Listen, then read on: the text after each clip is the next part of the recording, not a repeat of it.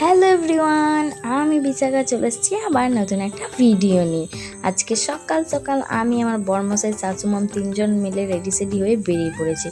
আজকে হচ্ছে শ্রাবণ মাসের চতুর্থ সোমবার, সেই উপলক্ষে কিন্তু আমরা এই যে এখানে এসে পড়েছি। এটা কোথায় বলো বলো? এটা হচ্ছে জামুরিয়া শিবপুরে শিব মন্দির। তো সেখানেই আমরা আজকে এসেছি ভোলে বাবার পুজো করার জন্য। আর এখানে এসে দেখছি কি পরিমাণে ভিড়। চলো তোমাদেরকে সব কিছু দেখাচ্ছি, ভিডিওটার সাথে থাকো, সঙ্গে থাকো। এই যে দেখতে পাচ্ছ কতগুলো বাইকের স্ট্যান্ড লেগে পড়েছে এখানে, এত ভিড় যে কি বলবো। তারপর এখানে কিন্তু অনেক ধরনের দোকান বসেছে, যেমন খাওয়ার জিনিস, তারপর খেলনাপাতির জিনিস, তারপর হচ্ছে পুজোর সামগ্রী নেওয়ার জিনিস।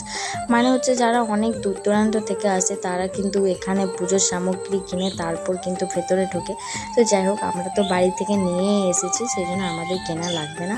তাছাড়া এখানে যতগুলো দোকান দেখলেন সব দোকানগুলোতেই কিন্তু নিরামিষ খাবার পাওয়া যাচ্ছে, যেমন ফুচকা বলো বা কচুরি তরকারি বা লুচি তরকারি, যতগুলো দোকান তোমরা ভিডিওটার মাধ্যমে দেখলে সব দোকানগুলোতে কিন্তু নিরামিষ খাবার পাওয়া যাচ্ছে। তো চলো এবার ভিতরে ঢোকা যাক।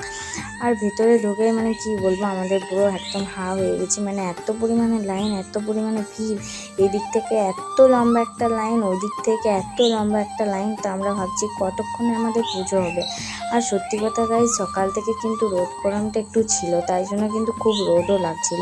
তো যাই হোক, আমার বরমশাইকে লাইনে দাঁড় করিয়ে দিয়েছি ওখানে। তারপর মা আমি কিন্তু চলে গেছিলাম এই যে আমরা একটু মন্দিরটা মাকে ঘুরে দেখানোর জন্য। তারপর ওখান থেকে কিন্তু আমরা জল নিতে চলে গেছিলাম। এই যে ওই কুয়াটার থেকে কিন্তু সবাই জল নেয়, তো ওখানে কিন্তু আমি জল নিতে গেছি। তারপর কিন্তু আমার বরমশাই এই যে একটু একটু করে ফুটেজ নিয়ে নিয়েছে, হচ্ছে যারা যারা এই মন্দিরটাতে আসেনি তারা আমার ভিডিওটার মাধ্যমে একটু একটু করে দেখে নাও।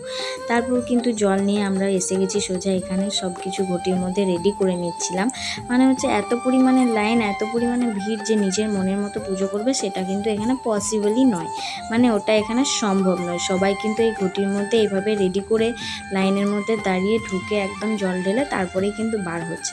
ওখানে এত পরিমাণে ভিড় যে নিজে হাতে পুজো করবে সেটা কোনোভাবেই কিন্তু সম্ভব নয়। তাই কিন্তু আমরা লাইনের অনেক কাছাকাছি এসে পড়েছি, তাই জন্য আমরা ঘটিগুলো রেডি করে নিয়েছি। তারপর কিন্তু আমরা ঢুকে পড়বো এবার পুজো করার জন্য। আর এই যে আমাদের পুজো করা হয়ে গেছে, তারপর আমি চলে এসেছি হনুমানজিকে একটা কলা খাওয়ানোর জন্য। আর আমার কিন্তু খুব ভয় করছিল, কেন কি হনুমানগুলো অনেক লাফালাফি করছিল, তাই জন্য। তারপর ওখানে পুজো করা হয়ে গেছে, আমার বড়মশাই ওখানে পুজো করে নিচ্ছিল। তারপর ওর পুজো করা হয়ে গেলে তোমাদেরকে আরেকটা জিনিস দেখাবো, দেখো গাইস।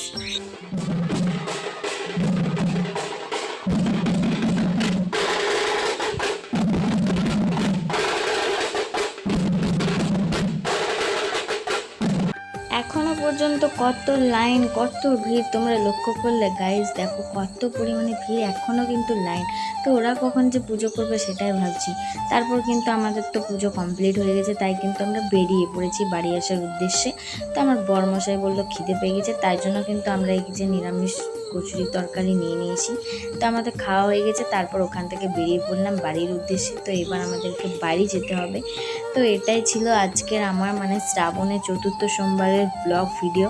তো এবার দেখা হবে নেক্সট কোনো ভিডিওতে। ততক্ষণ পর্যন্ত সবাই খুব ভালো থেকো, সুস্থ থেকো, আর আমার ভিডিও দেখতে থাকো। Tata guys.